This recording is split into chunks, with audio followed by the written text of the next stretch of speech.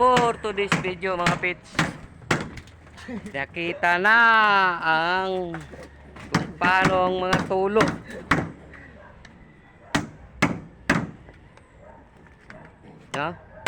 Binuksan namin yung bubong. Maupad ako, baka makita na ngayon. Kasi tignan nyo naman mga pits kung paano yung nagpalit ng bubong dito. Yung unang gumawang nagpalit ng bubong. Maloko-loko.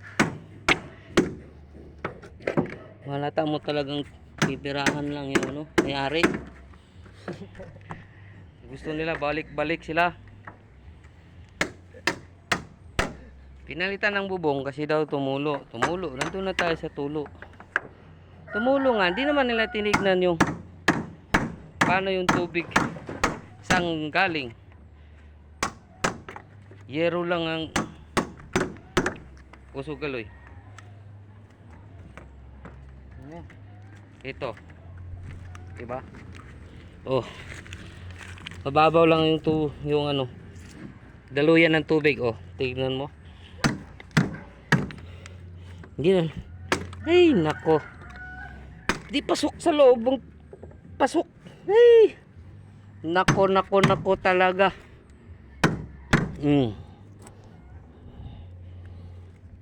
Tinanggal ko yung kahoy dito. Pasok na sa loob kasi tubig eh. Wala nang kahoy yan. Puro na lang ano, simento. Tapos waterproofing. Yun lang kadali. Sang iring naman yung nagpalit ng bubong nito. Oh, hanggang doon yan. Hindi man lang tinanggal yung kahoy. Oh, aray ko.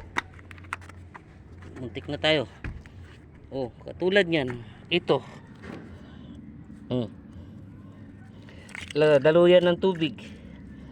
Pag may ulan, di pasok na naman ng tubig. Hindi man lang tinignan.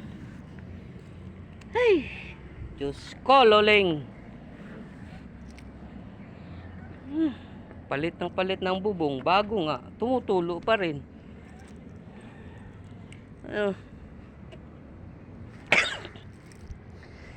Diyos ko, mga pets.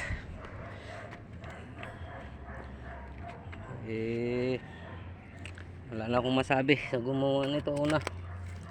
Kasi kinontrata daw to eh. Pinalitan ng bubong. May arawan lang kami. Sahod namin para lang kaming namasyal dito. Oh, ayan oh, tingnan niyo yan oh. Di pasok na pasok. Diyos ko, loleng talaga. Ay, buhay. Yan o mga pits. Pag di mo tanggalin yung bubong, di mo makita kung anong problema. Yung nagtanggal dito, pinalitan nga nila bago nga yung bubong. Hindi naman nila nakita kung anong problema. Baklas kabit lang ng bubong. Ayan o. Oh, tignan mo. Kahoy ito. Pag may tubig, pasok na naman ng tubig sa ilalim. Tutulo na naman dun. Ay, buhay talaga. Buhay na may buhay. Dali lang kasi pag tirang pag-uusapan. Hindi na tinitignan ng trabaho.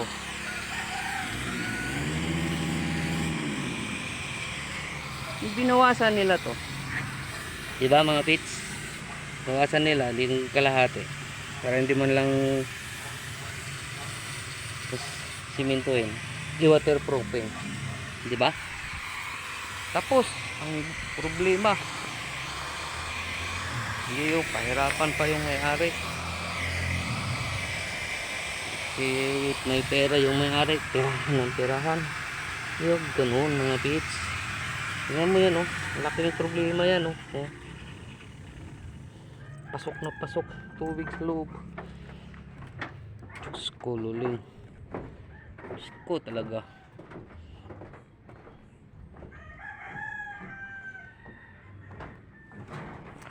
Oh, mga dalawang galon siguro maubos nito na waterproofing. Bago ko ito simintuhin mga pits. Waterproofing ko muna. Para doble-doble ang waterproofing ba loob at saka labas. Ganyan ang baway nito. Bago tapalan, kailangan mo na i-waterproofing. Lahat yan, tignan mo naman, oh, biyak-biyak. Pasok na pasok ng tubig. Diyos ko, luling. Kalati, hatiin mo. Hindi, ibig sabihin dito ba? Tingnan mo naman yung birador ko. Oh, ha? Yan, birador sa mga tulog.